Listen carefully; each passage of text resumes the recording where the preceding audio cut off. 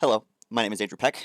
Today I'm going to show you my senior project, and my focus is in environmental design, specifically within the technical art aspect and creating procedural materials and textures along with procedural foliage to create mountains, mountainous landscapes, and other versions of environments within quick times without having to waste all the time in painting whole landscapes as well as adding foliage manually. Instead, it produces it procedurally based on mathematical nodules and parameters to be able to edit things in real time without having the need to have to do things manually. So starting off, what I started with was creating the auto material for this landscape, in which it is able to create a basically a auto painted material that automatically places certain materials on the ground based on the angular slope, as well as like the grass is going to be spawning in more towards flatter areas versus the rock is going to be more on like the cliff faces of mountains.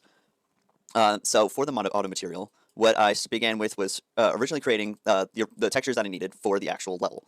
And so what I did was I went over the colors, and I went over like the color map for this grass texture, as well as the normal maps. And then I also have diffusion maps and displacement maps, but they aren't really necessary for being able to get this done. And then what I did was I added the landscape coordinates to be able to alter the UVs based on the landscape's coordinates, as well as creating a parameter for the roughness of some of the materials in order to be able to alter that as well in real time without having to go back and forth on different tabs. Same exact thing was done for the snow material, the stone material as well. And then once I got those materials made, I created my auto material, in which it calls to the material functions that I created with the grass, snow, and stone, and places it into one large landscape material. And so I have the material function of stone here and the material function of grass. I put them into two break material attributes that allows it to basically have two separate texture sets. And then what I ended up doing was lerping them, and then adding this ground grass sharp and ground grass bias in order to create that world blend so that it does that angular choice of whether it's going to do grass on the flat areas or the stone on the cliff sides.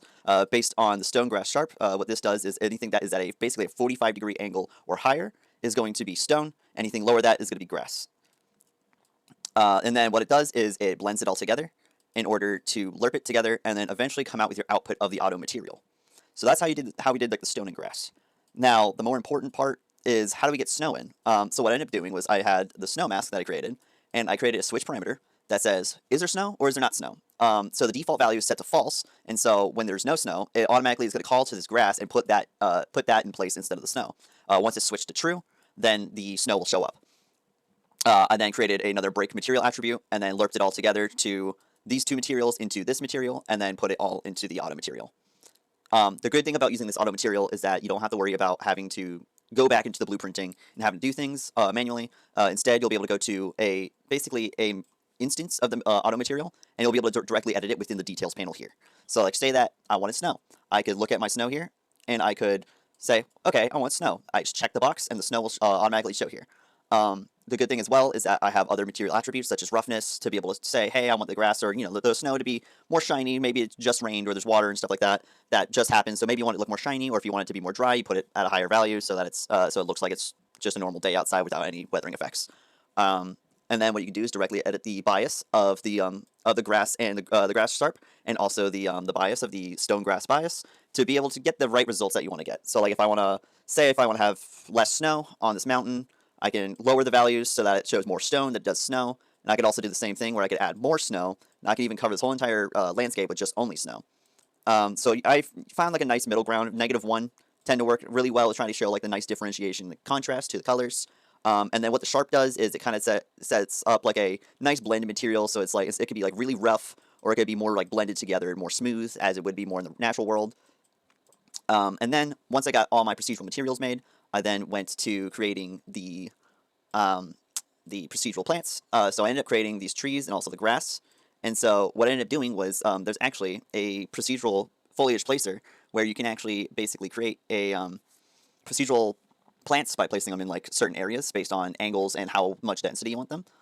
So I ended up beginning with the grass materials as shown right here, and then I was able to place those in as well as the trees. I had two different variations of trees, so I have more like the pine trees and then some of the dead trees that's shown right here. And then once I got that in, and along with all the different grass, I had to then create a procedural nodule to be able to say, hey, I want trees to be placed within this bounds of this landscape. And then once we did that, we set a specific ground slope angle. So for my trees, I set it to a minimum 0 and then the maximum of 35 degrees. Since our trees will most likely not be growing from the rocks, so you want to try to keep it at a lower value compared to the angle that's shown for your slopes. So trees will only spawn on areas that are snow versus they won't spawn on areas that are super steep or on the rocks. I then also did something similar with the dead trees, along with the grass.